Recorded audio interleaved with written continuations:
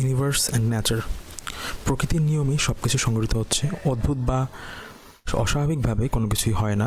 মহাবিশ্ব ও প্রকৃতি বিভিন্ন এখানে বিভিন্ন প্রক্রিয়া চলমান, অবিরাম চলছে পরিবর্তন প্রক্রিয়া। বিভিন্ন উপাদান বিভিন্ন শক্তির প্রভাবে বিভিন্ন প্রক্রিয়াধীন এর আওতাভুক্ত হয়ে এক এক রকমের দশার বিরাজ হয়। জীব, জড় এবং শক্তি। সেকেন্ড পার্ট, এরকম একইভাবে কর্মের ফলে বিভিন্ন মানুষের কর্মের ফলে বিভিন্ন ক্ষেত্রে কর্মের ফলে বা বিভিন্ন প্রক্রিয়া সম্পাদন হয়। সব কিছু সঠিক নিয়ম শৃঙ্খলা অনুযায়ী চলমান। আপনি কোনো কিছুর ইচ্ছার পরে সঠিক ইচ্ছা, শৃঙ্খলাবদ্ধতা ও পদ্ধতিগত ক্রিয়ার ফলেই কোনো কিছুর পরিবর্তন হবে। সকল ঘটনার সুসজ্জিত নিয়ম অনুযায়ী একমাত্র প্রকৃতির নিয়মই হচ্ছে কর্ম, প্রকৃতিবাদী, প্রকৃতি, মহাবিশ্ব।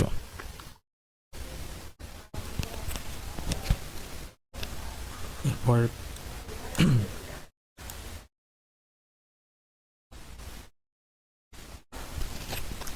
পরিবার, আত্মীয় একজন মানুষকে বা আমাকে মানসিক টর্চার যদি করে থাকে, সেইটার নৈতিক বিচার পাওয়াটা আমার মানবিক অধিকার।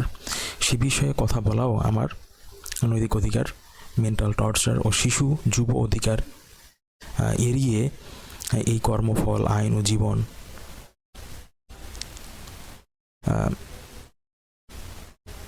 কেউ পার পাবে না। ক্রিটিক্যাল থিঙ্কিং ক্যাপাসিটি ও আইকিউ লেভেল অনুযায়ী একটি শিশু বা যুবক কী বলে বা করতে পারে সেটার সহনশীলতা বয়োজ্যেষ্ঠদের ভিতরে জ্ঞাত থাকতে হবে। আপনি আপনার সন্তানের সাথে যদি আপন আচরণ শিশু ও যুব অধিকার লঙ্ঘন করে থাকেন, তাহলে আপনি আইনের কাছে দায়বদ্ধ থাকবেন প্রকৃতিবাদী ও বুদ্ধের নীতি অনুযায়ী। আমার মা, বাবা, বোন, কাকা সবার ক্ষেত্রেই বিষয়টি একই নিয়ম প্রযোজ্য। নিজেরা যা বোঝে সেটা ছোটদের উপরে চাপিয়ে দেওয়া অনৈতিক। সেটা অবশ্যই সেটা হতে হবে আপনার নৈতিক হতে হবে। আপনি যা চাচ্ছেন একজন শিশু বা যুবককে বা একজন মানুষকে করাতে চাচ্ছেন বা মানিয়ে নিতে চাচ্ছেন, সেটা আপনার নৈতিক হতে হবে।